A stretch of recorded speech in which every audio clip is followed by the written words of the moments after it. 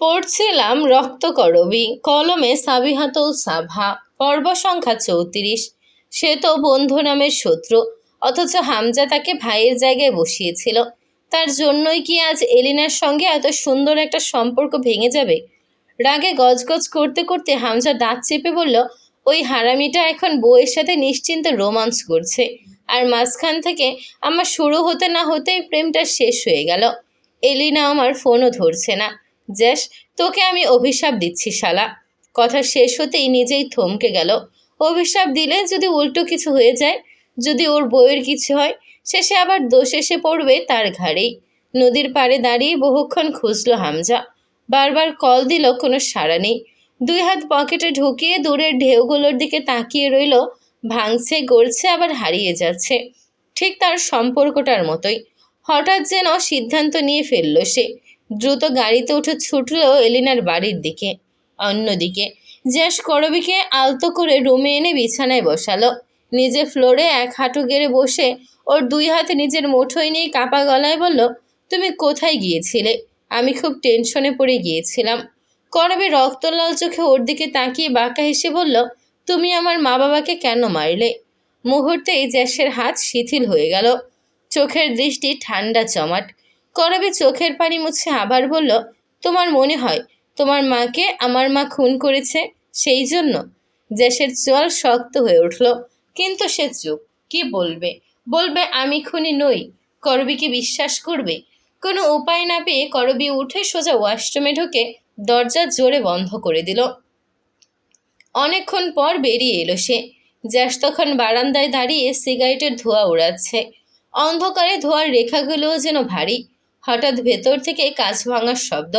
দ্রুত রুমে ঢুকে জ্যাস দেখল করবী কাঁচের টুকরো কুড়োতে যাচ্ছে। কিভাবে হলো? শান্ত গলায় জিজ্ঞেস করলো সে। করবী তাকিয়ে আরেকটা গ্লাস ইচ্ছে করে ফেলে দিয়ে বলল, এভাবে। জ্যাস শুধু বলল, তুমি তুলতে হবে না, সার্ভেন্ট পরিষ্কার করে নেবে। তার এই অদ্ভুত শান্ত ভাবটাই যেন করবীকে আরও ক্ষতবিক্ষত করে দিচ্ছিল। নিচ থেকে হাউমাউ করে কান্নার শব্দ ভেসে আসছে। জ্যাসের ফুপি বুক চাপড়ে কাঁদছে। করবী ধীরে ধীরে নিচে নেমে এলো। হুইল চেয়ারে বসা বায়েজিদ শিকদার রক্ত চোখে তাকিয়ে আছে ছোট বোনের মেয়ের লাশের দিকে। পুরো বাড়ি যেন শ্মশান। হঠাৎ ফারিয়া অট্টহাসিতে ফেটে পড়ল। পাপের ধ্বংসলীলা শুরু হয়েছে। প্রথম কবির, তারপর শাইলা সিদ্দিকের দুই ভাই, এখন রিয়া। তারপর কে? বাড়ির দেয়ালগুলো যেন কেঁপে উঠল। করবী লক্ষ্য করল ফারহান শিকদার বোনকে জড়িয়ে ধরে সান্ত্বনা দিচ্ছে। এই পাপের রাজ্যে সেই যেন একমাত্র শান্ত মুখ। মেহেরাব অস্ত্রসিক্ত চোখে তাকিয়ে আছে রিয়ার নিথর দেহের দিকে। আজ সে নিজের দুই মামার মৃত্যুর খবর পেয়েছে। করবীর মনে ঘৃণা জমাট বাঁধল। নিশ্চয়ই জ্যাসই করেছে সব। চোখের আড়ালে সে মেহেরাবের রুম থেকে আনা চাবিটা নিয়ে 2 তলার দক্ষিণ পাশের রুমে ঢুকে দরজা বন্ধ করল। বড় পর্দার পেছনে ছোট দরজা। চাবি ঘোরাতেই খুলে গেল। ভেতরে ঢুকে সে থমকে গেল। দেয়াল জুড়ে ছবি, তার বাবা মা বোনের ছবি, লাল গোল চিহ্ন দেওয়া। জ্যাসের মায়ের ছবিও আছে, আরও অনেক ছবি, সবগুলোর উপর একই লাল চিহ্ন। আরেক কোণে লেখা নেক্সট টার্গেট। করবীর ঠোঁটে ধীরে ধীরে বাঁকা হাসি ফুটে উঠল। এটা শায়লা সিদ্দিকের গোপন রুম, যার চাবি থাকে মেহেরাবের কাছে। অন্য প্রান্তে কাচের বিশাল বাড়ির ড্রয়িং রুমের সোফায় বসে আছে জেসমিন। গায়ে শুধু টি শার্ট। বাইরে গার্ডেনে ফুটে থাকা লাল করবী ফুলগুলো দেখতেই তার চোখ চকচক করে উঠল। অল্প বয়সে সে গোয়েন্দা টিমের লিডার হয়েছে। এতদূর আসা সবই সম্ভব হয়েছে ফারহান শিকদারের জন্য। সে সিগারেট ধরিয়ে টিভি অন করলো। নিউজে দেখাচ্ছে শিকদার বাড়িতে আগুন, রিয়ার মৃত্যু। জেসমিন ঠোঁট বাঁকিয়ে বলল, এইবার সোজা বাইজিদ শিকদার আর জ্যাস শিকদারের উপরে পাঠাতে হবে। তারপর করবীকে নিয়ে অনেক দূরে চলে যাব। পেছন থেকে কণ্ঠ ভেসে এলো ফারহান শিকদার।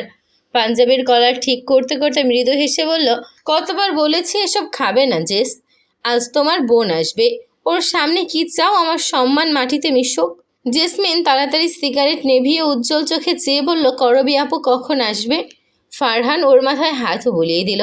পাগলি মেয়ে, চলে আসবে। তুমি জানো তো আজ তোমার কি করতে হবে। নিজের পরিবারের প্রতিশোধ আজ নিতে হবে। আমার প্রিয় জেস। এক মুহূর্তে জেসমিনের চোখ রক্তলাল হয়ে উঠল। ভালোবাসা, প্রতিশোধ, পাপ আর রহস্য সব এক সুতোয় বাঁধা। কেউ কাউকে পুরো বিশ্বাস করে না, তবু কেউ কাউকে পুরো ছেড়েও যেতে পারে না। বিকেলটা যেন শেষই হচ্ছিল না। এলিনার বাসার সামনে দাঁড়িয়েছিল হামজা, একই জায়গায় একই ভঙ্গিতে। সূর্য মাথার উপর থেকে ধীরে ধীরে পশ্চিমে হেলে পড়েছে। আকাশের রং বদলেছে, মানুষ এসেছে গেছে, কিন্তু এলিনা আর আসেনি। শেষমেশ ধৈর্য হারিয়ে ফেলল সে। চেনা পথ, চেনা বারান্দা, চেনা জানালা সব পেরিয়ে কোনোভাবে ঢুকে পড়ল এলিনার রুমে। বুকের ভেতর কেমন অদ্ভুত কাঁপুনি। হয়তো অভিমান করে বসে আছে, হয়তো কাঁদছে, হয়তো ফোনটা ইচ্ছে করেই ধরছে না। কিন্তু রুম ফাঁকা, আলমারি খোলা, ড্রেসিং টেবিল গোছানো, বিছানায় সেই পরিচিত হালকা সুগন্ধ, কিন্তু মানুষটা নেই। হামজার বুকের ভেতরটা হঠাৎ ফাঁকা হয়ে গেল। সে তড়িঘড়ি নিচে নেমে এলো। এলেনার পরিবারের সবার সাথে কথা বলল। প্রথমে কেউ স্পষ্ট কিছু বলতে চাইল না, তারপর অবশেষে এক কথায় সব শেষ হয়ে গেল। এলিনা অন্য দেশে চলে গেছে। কথাটা শুনে মনে হলো কেউ পায়ের নিচের মাটি টেনে নিয়েছে। সে স্থির দাঁড়িয়ে রইল, কান যেন শব্দ নিতে পারছে না। অন্য দেশে? কবে? কিভাবে? কেন? তাহলে কি সব আগে থেকেই ঠিক করা ছিল? তাহলে কি ওর সাথে কথা বলা, হাসা, ভবিষ্যতের স্বপ্ন দেখা সবই ছিল একটা বিদায়ের প্রস্তুতি? এত হুট করে কেউ দেশ ছাড়ে নাকি সেই বুঝতে পারেনি। হামজার প্রশ্ন মাথার ভেতর ঘুরতে লাগলো। নিজের বাড়িতে ফিরল হামজা। এই বিশাল বাড়িতে সে ছাড়া আর কেউ থাকে না। দরজা খুলতেই নির্জনতা তাকে গিলে খেল। দেয়ালে প্রতিধ্বনিত হয় নিজের পদচারণার শব্দ, যেন বাড়িটাও জানে আজ তার মালিক ভেঙে পড়েছে। সে সোফায় বসে রইল অনেকক্ষণ, চোখ স্থির, অথচ ভেতরের ঝড়। জীবনে কত লড়াই করেছে, কত রক্ত, কত হিসাব, কত ভয়, সব সামলেছে। একটা নাম শুনলে মানুষ কেঁপে ওঠে, কিন্তু আজ আজ সে শুধু একজন মানুষ, যে তার ভালোবাসার মানুষকে হারিয়েছে। হঠাৎ ফোনটা হাতে নিল। গলা আগের মতো শক্ত, ঠান্ডা। সবগুলো এয়ারপোর্টে খবর নে।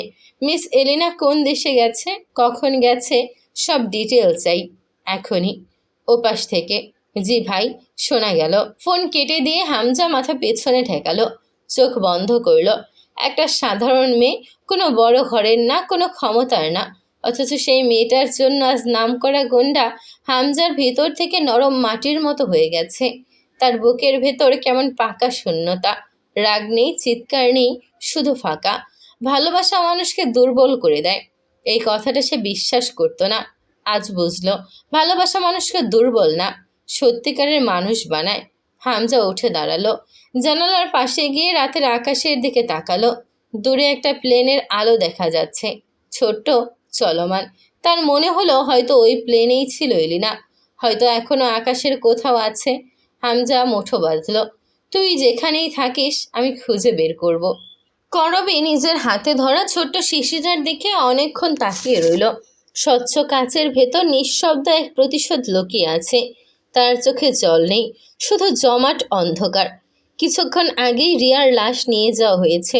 বাড়িটা এমনিতেই ভারী হয়েছিল, তার উপর দিনে আগুনে পড়ে যাওয়া দেয়ালগুলো যেন এখনো ধোঁয়া ছড়াচ্ছে। শিকদার বাড়ির প্রতিটি করিডোরে আজ শোকের গন্ধ। ফারহানা নিজের রুমে অচেতন ঘুমে। মেহরাব তাকে ঘুমের ইঞ্জেকশন দিয়েছে। টানা 15 দিন ঘুমায়নি মেয়েটা, শুধু কেঁদেছে। স্বামীর জন্য সে সবসময় দুর্বল ছিল, আর এখন তার গর্ভের সন্তান। ভাঙা শরীর, ভাঙা মন, সব মিলিয়ে সে আর নিতে পারছিল না। শায়লা সিদ্দিকী বাপের বাড়ি চলে গেছে আশিককে নিয়ে। আশিকের স্ত্রী চুমকিও নিজের বাবার বাড়ি। বাইজিদ শিকদার স্ত্রী টুম্পা অনেক আগেই নিজের ঠিকানা খুঁজে নিয়েছে। আজ বাড়িতে শুধু জ্যাস, মেহরাব আর বাইজিদ শিকদার। আর আজই সুযোগ, কারণ সার্ভেন্টদের ছুটি দেওয়া হয়েছে ফারহান শিকদারের নির্দেশে। জ্যাস কিছুই জানে না। করবীর ঠোঁটে ধীরে ধীরে বাঁকা হাসি ফুটে উঠল। সে জ্যাসের খাবারের প্লেটে নিঃশব্দে মিশিয়ে দিল ঘুমের ঔষধ। হাত কাঁপেনি একটু। তার মনে হচ্ছিল আজ মা বাবার আত্মা শান্তি পাবে, আজ তাদের রক্তের হিসাব শুরু হবে। খুব যত্ন করে, যেন সত্যিকারের ভালোবাসা মেখে, সে জ্যাসের পছন্দের বিরিয়ানি সাজিয়েছে। রুমে ঢুকলো। জ্যাস খানিকটা অবাক হলো। এতদিনের দূরত্ব, ঠান্ডা চোখ, ঘৃণা, সব কিছুর মাঝখানে এই হঠাৎ কোমলতা। তবু সে কিছু জিজ্ঞেস করলো না, শুধু বলল, তুমি খেয়েছো? করবী মিষ্টি হেসে বলল, আমি পরে খাবো। আগে আপনি খেয়ে বলুন কেমন হয়েছে। জাস্ট করবীর দিকে স্থির তাকিয়ে রইল কয়েক সেকেন্ড। সন্দেহ তার চোখে ঝলসে উঠেছিল, কিন্তু সে তা গিলে ফেলল। তারপর ধীরে ধীরে খেতে শুরু করলো। করবী দাঁড়িয়ে দেখছিল।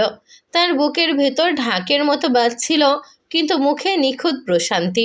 জাস্ট তাকে একবারও বলল না খেতে, নিজেই পুরোটা শেষ করলো। শেষ চামচটা মুখে দিয়ে বলল, অনেক ভালো হয়েছে। কিছুক্ষণ পর তার চোখ ভারী হয়ে এলো, কথাগুলো জড়িয়ে যেতে লাগলো। মাথা দুলল, তারপর অন্ধকার। জ্যাস বিছানায় লুটিয়ে পড়ল। করবী শাড়ির আঁচলে হাত মুছে নিল, যেন রান্নাঘরে সাধারণ কাজ শেষ করছে। তারপর ফোন বের করে একটাই কল দিল, জেসমিন। রাত গভীর হতেই শিকদার বাড়ির সামনে কালো গাড়ির সারি থামল। ফারহান শিকদার নামলো এমন ভঙ্গিতে যেন কোনো রাজ্য জয়ের পর বিজয়ী সেনাপতি ফিরছে। তার চোখে আজ বহু বছরের জমে থাকা আগুন। সে একা নয়, সাথে সশস্ত্র লোকজন। প্রথমেই বাইজিদ শিকদারকে কাবু করা হলো, চোখ বেঁধে ফেলা হলো।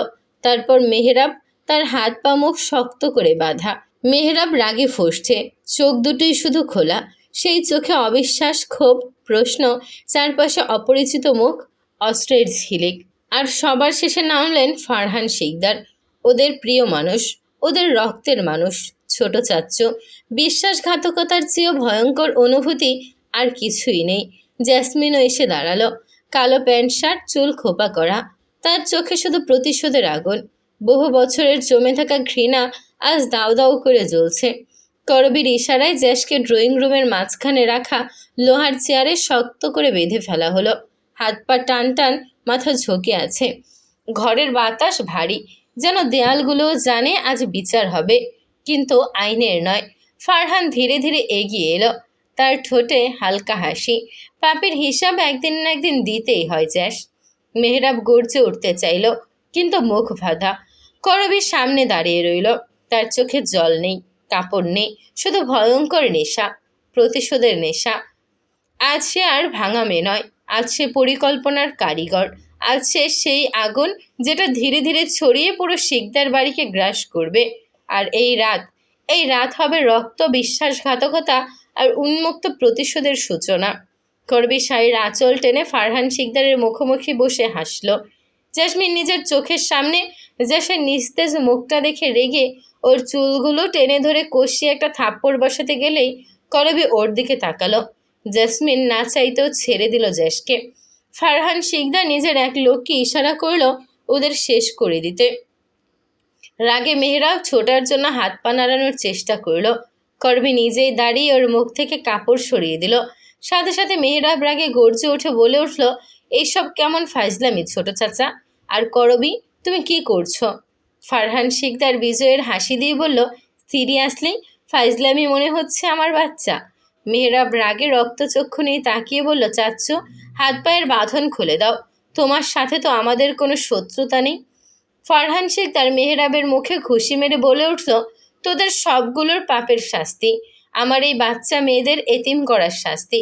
মেহরাব রাগে আরও গর্জে উঠল, চাচ্চু, এতে আমাদের কারো হাত ছিল না। অন্তত তুমি তো জানো ভাই কখনো এমন কাজ করতে পারে। আর কিছু বলার আগেই ফারহান শিকদার আবারও ওর মুখ বন্ধ করে দিল। মেহরাবকে এভাবে ছটফট করতে দেখে করবী হাসে। নিজের মানুষের কাছ থেকে বিশ্বাসঘাতকতা কেমন লাগে ওরাও একটু বুঝুক। ফারহান শিকদার বলল, ঠিক করবীর বাবার মতো করে জ্যাস আর ওদের পরিবারকে শেষ করবে করবীর চোখের সামনে। করবী কিছু সময় চুপ থেকে বলল, মজা পাচ্ছি না, আমি ঠিক জ্যাস শিকদারের মতো করে ওকে মারতে চাই। ফারহান শিকদার তো এটাই চায়। সে পায়ের ওপর পা তুলে বসে ইশারা করলো জ্যাসের মুখে পানি ফেলতে। একজন জ্যাসের উপর পানি ঢেলে দিল। অনেক কষ্টে জ্যাস চোখ খুলে তাকালো। সামনে পিট পিট চোখে তাকাতেই করবীর হালকা শাড়ি আর কে যেন সাথে হাসতে দেখল, সাথে জেসমিন। চোখ ঘুরতেই নিজের বাপ ভাইকে এভাবে বেঁধে রাখা দেখে ঠোঁটের কোণে হাসি ঝুলিয়ে সবগুলো গুন্ডার দিকে তাকালো। করবীর চোখ মুখ শক্ত হয়ে আসলো। ফারহান শিকদার করবীর সামনে পকেট থেকে একটা বাঁশি বের করে সুর তুলল। করবী অবাক হয়ে তাকালো। এতদিন ও যাকে খুঁজছিল সে ফারহান শিকদার। করবীর এমন অবাক চোখ দেখে ফারহান শিকদার মাথা নিচু করে বলে উঠল, আমি কোনো সময় ওদের মতো ছিলাম না করবী। সব সময় তোমাকে আমি সাহায্য করতে চেয়েছি, তোমার পাশে থাকতে চেয়েছি। কিন্তু আমি সবসময় ব্যর্থ হয়েছি। কিন্তু তোমাকে সবসময় সাহস দিয়েছি, সবসময় বোঝানোর চেষ্টা করেছি কেউ আছে তোমার পাশে। জেসমিন কিছু বুঝতে পারল না। জ্যাস ঘোলা চোখে ফারহান শিকদারের দিকে তাকিয়ে বলল, বিশ্বাসঘাতক। ফারহান শিকদার জ্যাসকে জাগতে দেখে উঠে এসে ওর চোয়াল শক্ত করে চেপে ধরল। বলল, অনেক সহ্য করেছি তোকে। তোর সামনে সবসময় নিজেকে সামান্য কিট হিসেবে দেখেছি। আজ থেকে তুই আর তোর পরিবার সব আমার হাতে শেষ হবে।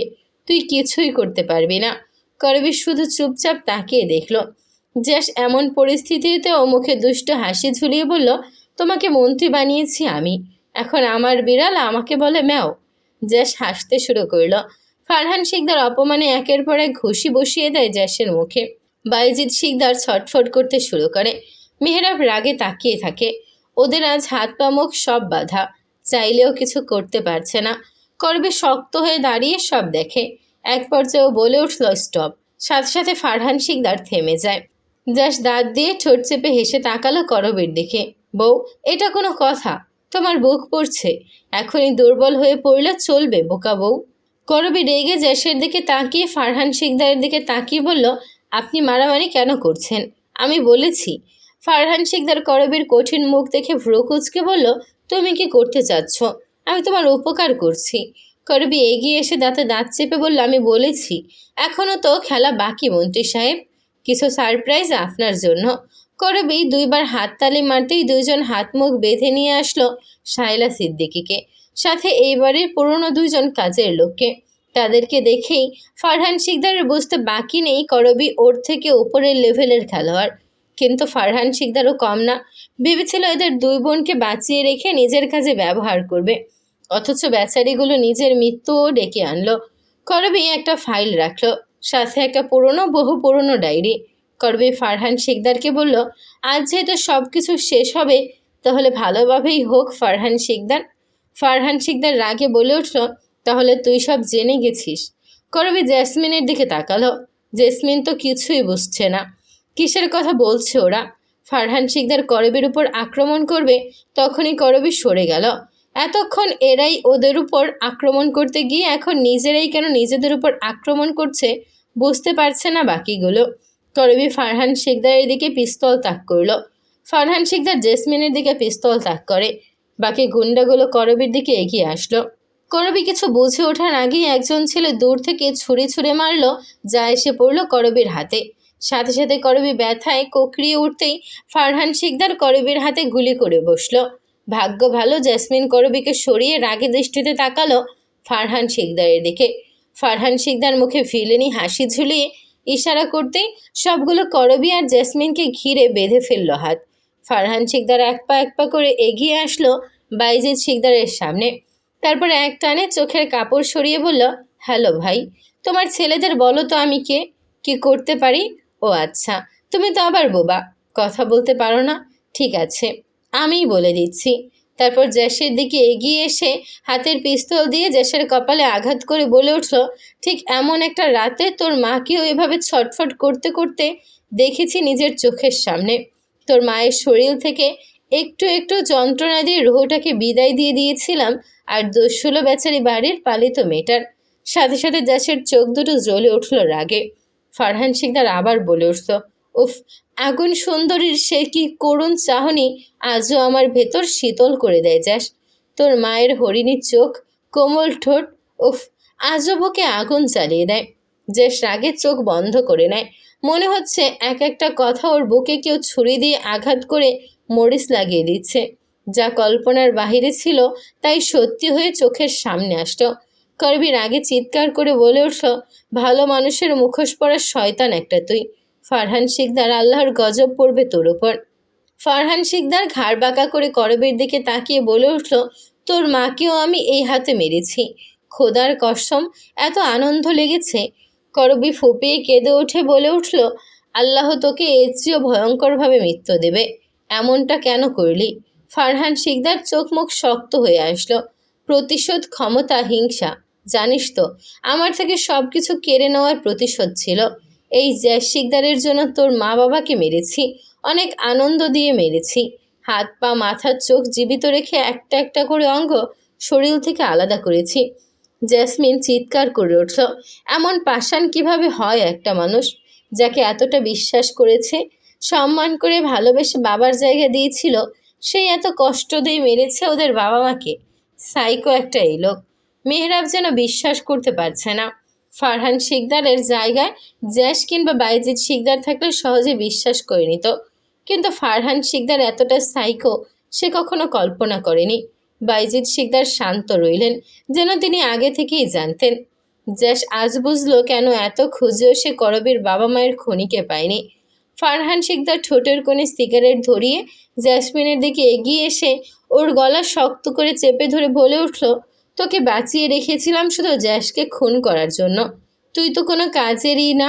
এতদিন শুধু শুধু সময় নষ্ট করেছি, তোকে ওদের মতো শেষ করার দরকার ছিল। করবে কাঁদতে শুরু করলো জেসমিনকে ছাড়ার জন্য। জেসমিনের জন্য শ্বাস বন্ধ হয়ে আসছে। শেষ মুহূর্তে ফারহান শিকদার ওকে ছেড়ে সবগুলোকে বলল, বাইরে 5টা কবর খোর, সবগুলোকে জিন্দা কবর দেব বলে হু হু করে হেসে জ্যাসের সামনে ঝুঁকে বলল, তোর মাকে এই হাতে আমি খুন করেছি। ও সাথে তোর বাপ, তোর সৎমা, তোর বড় ভাইও তো কবরে চলে গেছে। কবির শিকদারও জড়িয়ে আছে। মরার আগে তোর জানার হক আছে কে মারলো তোর মাকে, কিভাবে মেরেছে জানিস, কতটা যন্ত্রণা দিয়ে মেরেছি। ওই শালি আমার কলিজায় হাত দিয়েছিল তাই বলেই হু করে পুরো ঘর কাঁপিয়ে হেসে উঠল। জ্যাস যেন নিজের মধ্যেই নেই। এতদিন সে মিথ্যের উপর ছিল। ওর মনে হলো ওর প্রাণ বুঝি কেউ বের করে নিয়ে গেল দেহ থেকে। এত বড় ধোঁকা, বিশ্বাসঘাতকতা নিজের মানুষের থেকে ওর চোখ লাল হয়ে গেছে, মনে হচ্ছে রক্ত বের হবে। ফারহান শিকদার ঠাট্টার সুরে বলে উঠল, আজ কই তোর দাপট, কই তোর এত ক্ষমতা? সাধারণ একটা মেয়ের হাতেই আমার বন্দি গোলাম হয়ে গেলি। জ্যাস শিকদার নাম শুনলেই মানুষ ভয় পায়, কাল সকাল থেকে নতুন নামে মানুষ ভয় পাবে, মন্ত্রী ফারহান শিকদার। তখনই আবার পেছন থেকে সিঁড়ি দিয়ে নেমে আসলো জ্যাসের সকল গুন্ডাগুলো। হামজা ইতিমধ্যে সবগুলোকে নিয়ে আক্রমণ করলো ফারহান শিকদার আর কবিরবির সকল গুন্ডার উপর। কি থেকে কি হয়ে গেল? জ্যাসের এত এত গুন্ডা বাহিনী এলো যে ফারহান শিকদার বুঝতেই পারল না এরা আসলো কিভাবে, এত রাতে খবর কিভাবে পেল। হামজা প্রথমেই জ্যাসকে মুক্ত করলো। জ্যাসের ইশারায় দুজন ফারহান শিকদারের মুখ বেঁধে হাত পা বেঁধে জ্যাসের পায়ে এনে ফেলল। জ্যাস টি টেবিলের ওপর থেকে ডায়েরিটা হাতে নেয়। ওপরে রক্ত দিয়ে লেখা, রক্ত করবি। জ্যাস করবীর দিকে তাকিয়ে বলল, এটা কি? করবীর শান্ত কণ্ঠে বলল, আপনিই পড়ে নেন।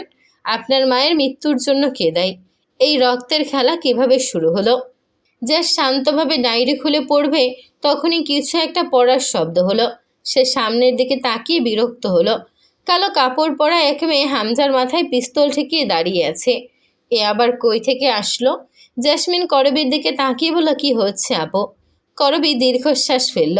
এই নূর আর আসার সময় পেল না। জ্যাস কেন ওদের বাঁধন খুলে দিচ্ছে না?